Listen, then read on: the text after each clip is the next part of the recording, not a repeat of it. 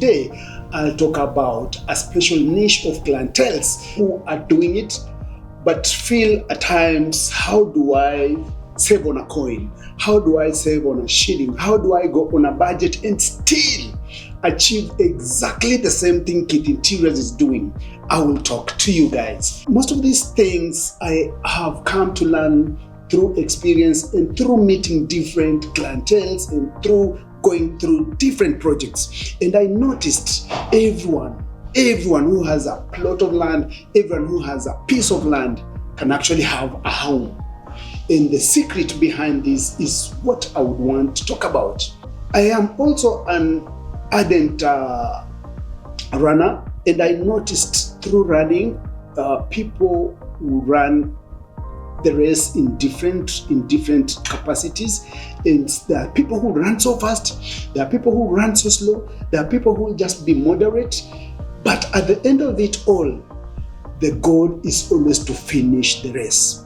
And through that experience, I also noticed that those people who start their race so fast, they drain their energies. And for my clients who actually, or for any other client, or for any other person who wants to do a development, this is actually for you. It is very possible to do a construction, but the way to do it is actually through progressive overload. Progressive overload will divide it, or I will dissect it into this.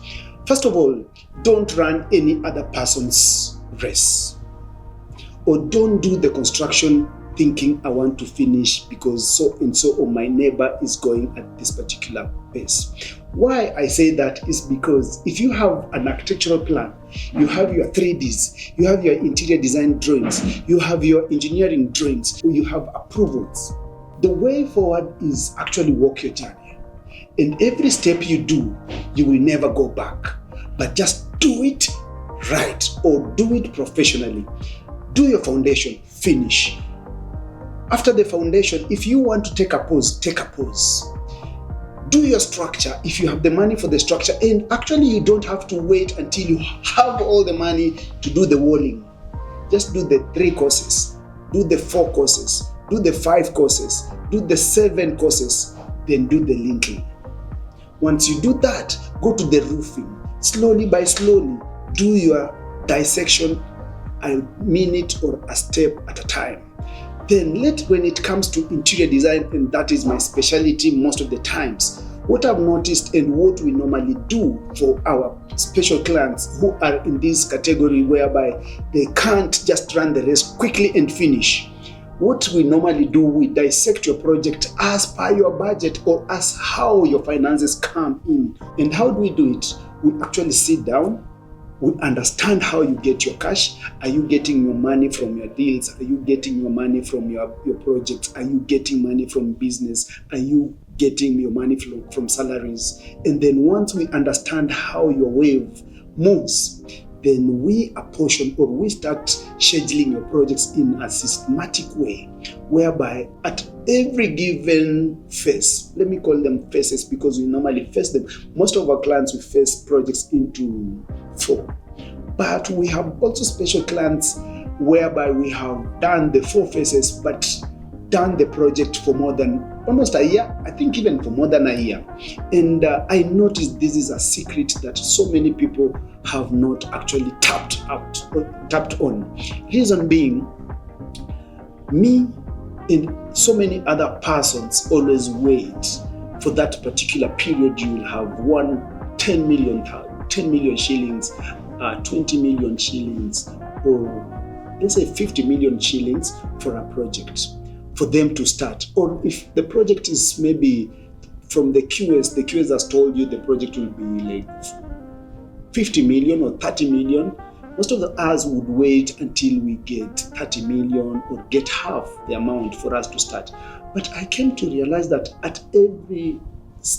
for most successful people, like for it to happen, I don't know if it is something to do with the universe or something. It conspires for those people who have already started the journey. And it has happened to so many clients we have tackled. Actually, I noticed from one particular client whereby this guy sent me to his project and just told me, Keith, I want to do one bathroom when I was just starting out. And then when we finished the bathroom, he ended up giving us the other bedrooms. Then from the bedrooms, he gave us the gypsum work. From the gypsum works, we did the fireplace. From the fireplace, we did the doors. By the time we were finishing the project, this guy had already spent 5 million. And when we sat down, he told me that, Keith, do you know, if you gave me the quotation, a full quotation for this project, I would not have done this project. And from that particular day, I actually realized there are so many people who can do projects, but fear has put them aside, or fear has just told them don't start. So if you have anything in your mind that you want to develop, and most of it, let it be in construction industry, because that is where my focus is. Don't wait until you have the 10 million. Once you have 1 million, just start by doing the foundation. The other 500 or the other 1 million will come. And for those people who are doing interior projects like interior design for us, don't wait until you have 12 million to execute your interior design works. Then, as usual, most of the times, once we work on the 1 million, I don't know what happens along the way. The party gets the other 1 million. Then he will tell you that I've just landed another contract, or I've landed another 500, I'll give you, and then I'll give you another 500 on Friday. Then we will do another batch. And remember, we are working against 12 million. So that means this person has already dissected the 2 million, it's out. Then along the way, he will tell us again, I have another 300, what can you do? I'll give it to you, you eat it, but make sure that you work with it. So we normally take the 300 and keep it in our account, and then take the other 300 that he'll bring until it becomes substantial amount of money for us to execute something, or we'll just be working off-site on other items until it becomes substantial for us to send someone to your project. And that will be the secret of budgeting.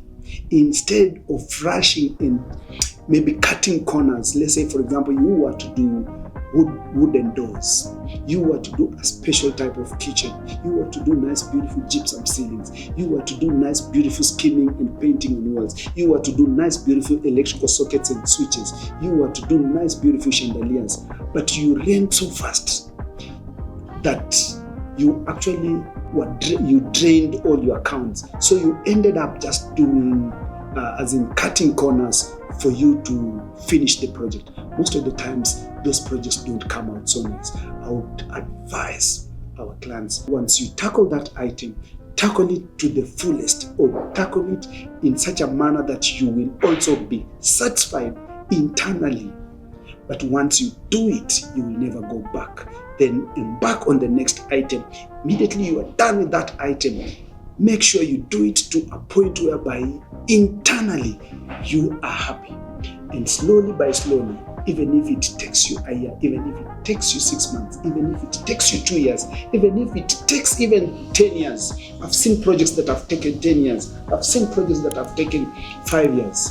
But the end goal is you will never go back and say, this is not what I wanted to do.